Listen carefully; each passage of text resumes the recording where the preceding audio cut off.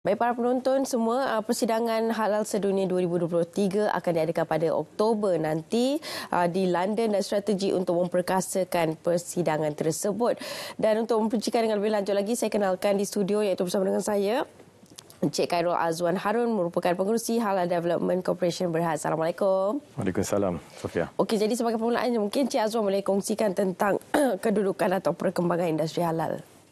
Baik, HDC pada peringkat awal permulaan dan penubuhannya sekitar tahun 2006 dahulu. Tujuannya adalah untuk memberi kesedaran kepada masyarakat terutama dalam industri pengeluaran yang ada di Malaysia ni akan potensi ekonomi halal itu sendiri. Ya.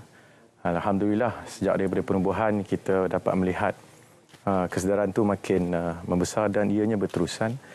Kerana industri halal Malaysia ini mempunyai potensi yang sangat besar dalam konteks ekonomi halal dunia.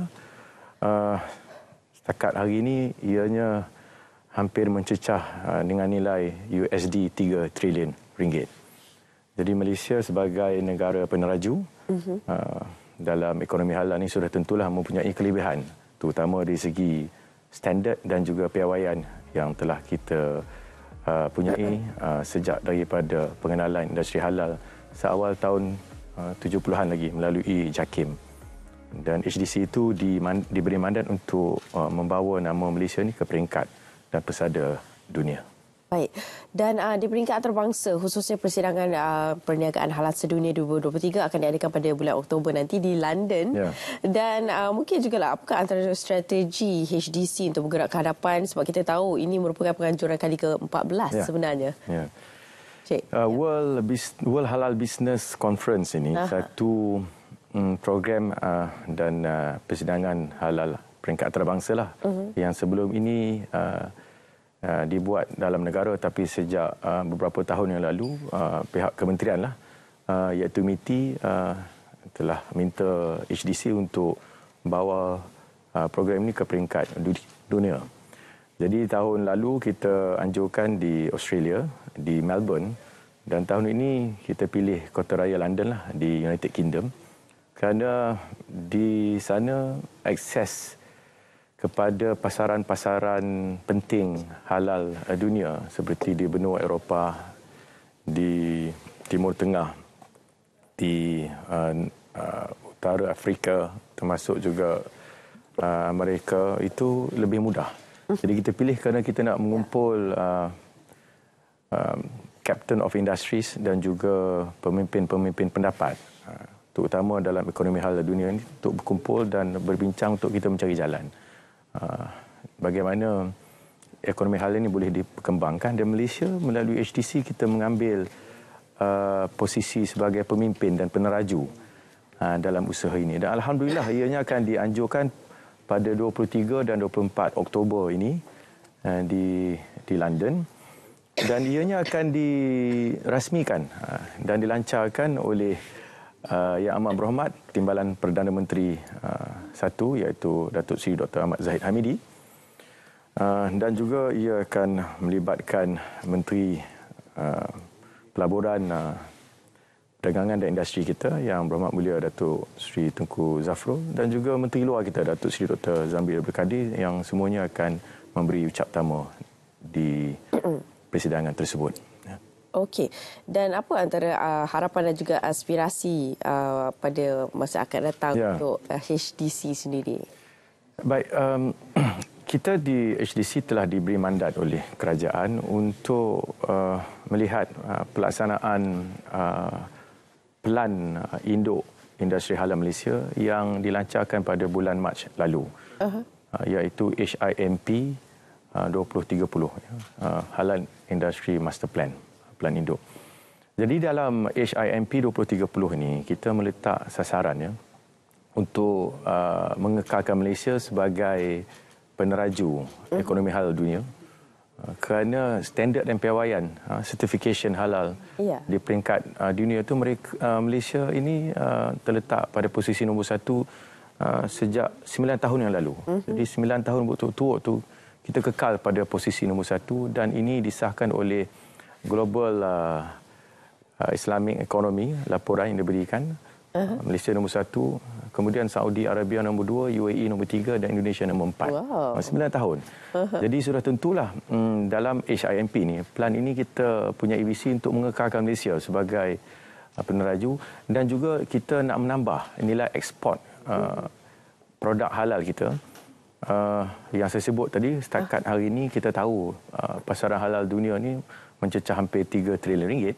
Jadi kita mensasarkan dalam HIMP 2030 ini, kita akan dapat meningkatkan nilai ekspor barangan dan perkhidmatan halal kita ke lebih 230 bilion ringgit pada tahun 2030, di mana kita mensasarkan ianya dapat menyumbang lebih 10.8% kepada keluaran dalam negara kasar KDNK kita. Satu tall order, satu harapan yang besar kerana Malaysia pada tahun 2022 kita sekadar merekodkan 59.8 bilion ringgit nilai ekspor bagi produk halal kita. Tapi pasaran halal dunia ini besar. Ya, 3 triliun US dollar. Jadi kita HDC ni sedang berusaha lah. Tapi kita ada juga usaha-usaha lain, iaitu melalui konsep diplomasi halal kita.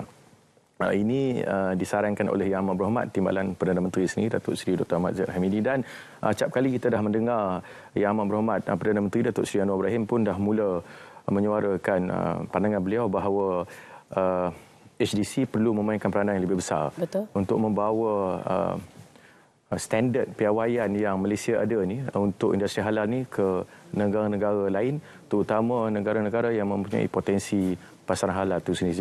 Sebab tu Malaysia ini kita ada kepakaran kita untuk mencipta ekosistem halal. Kita bawa sumber kita ni untuk bantu negara lain membina dan mencipta ekonomi halal di situ melalui diplomasi halal kita. Tapi pada masa yang sama, setelah kita membantu mereka, peluangan untuk kita apa? Iaitu peluang-peluang pelaburan dan perniagaan untuk syarikat-syarikat Malaysia pergi melabur dan berniaga di pasaran-pasaran halal baru yang kita bantu. Ya, peringkat antarabangsa kan? Ya, so ini diplomasi ini the two-way traffic lah. Bermakna kita bantu, daripada masa sama kita juga boleh memberi dan membuka peluang kepada syarikat-syarikat kita untuk berniaga di sana sebagai contoh.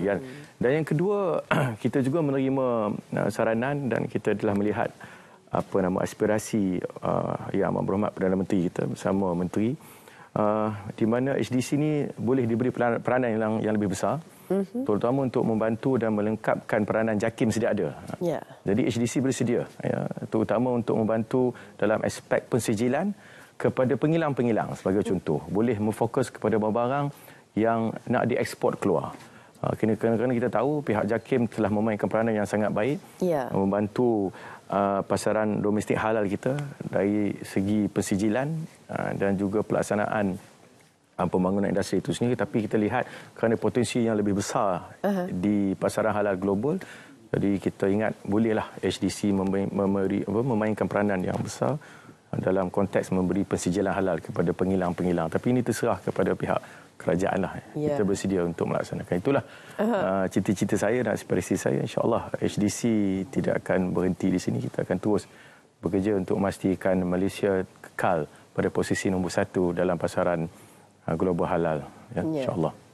Dan saya kira ini antara peluang yang terbaiklah bagi peniaga-peniaga khususnya yang berada di Malaysia kan, untuk orang kata untuk membuka lagi ruang dan juga peluang perniagaan mereka sehingga peringkat ke antarabangsa. Dan itu antara harapan dan juga target yang cukup baiklah khusus bagi pertumbuhan ekonomi dan sebagainya. Dan mungkin sikit tambahan daripada saya nak tambah sikit. Bila melalui halal diplomasi kita membantu negara-negara lain dan pasaran lain untuk dibuka ekonomi halal mereka. Pada masa yang sama kita boleh membawa syarikat kita untuk berniaga dan menjual produk-produk dan perkhidmatan mereka. Pada masa yang sama kita juga boleh membangunkan talent-talent tempatan kita, kerana industri halal ni memerlukan talent-talent dari segi ataupun kerjaya, dari segi pekerja dalam sektor tersebut yang mempunyai kelayakan sebagai halal eksekutif, halal internal auditors, halal profesional, di mana pihak HDC dan JAKIM ni kita melatih anak-anak tempatan untuk mempunyai dan memiliki pengetahuan ini, dan mereka ini sebenarnya juga berada dalam bidang kategori TWET. Sudah tentulah permintaan untuk mereka ini ataupun tawaran untuk kerjaya buat mereka ini besar, kerana syarikat-syarikat tempatan dan luar negara yang mendapat persetujuan halal juga perlu menggaji mereka atau memberi kerjaya buat mereka kerana apabila menjadi syarikat yang disijilkan halal, dia ada aspek pematuhan, iaitu compliance. Jadi ini perlu ditangani oleh pekerja-pekerja yang dilatih oleh HDC dan JAKIM. Dan ini memberi ruang kerjaya, saya boleh jangkakan lebih 10,000 dalam masa terdekat ni kalau kita berjaya meningkatkan jumlah syarikat-syarikat tempatan dan luar negara yang datang ke Malaysia mahukan persijilan halal itu sendiri. Jadi sebab tu ini dalam konteks konsep halal diplomasi ini penting. Kita amat memahami aspirasi yang dibawa oleh Yang Amat Berhormat Perdana Menteri dan kita yakin kita boleh menjadi pelengkap kepada aspirasi tersebut. Ya, betul. Selain daripada pertumbuhan ekonomi negara sendiri, antara yang lain juga adalah peluang pekerjaan yang banyak yang boleh ditawarkan kepada rakyat Malaysia sendiri, insya-Allah. Baik, terima kasih saya ucapkan kepada Tuan Khairul Azwan Harun, merupakan pengerusi Halal Development Corporation Berhad, di atas perincian tersebut. Terima kasih banyak, Tuan. Terima kasih, Sofia. Dan kita doa semuanya berjalan dengan lancar, insya-Allah. Insya-Allah. Baik, dan seterusnya para penonton, kita akan berhenti berehat seketika. Insya-Allah kembali nanti banyak lagi perkongsian menarik akan kami sajikan kepada anda selepas ini.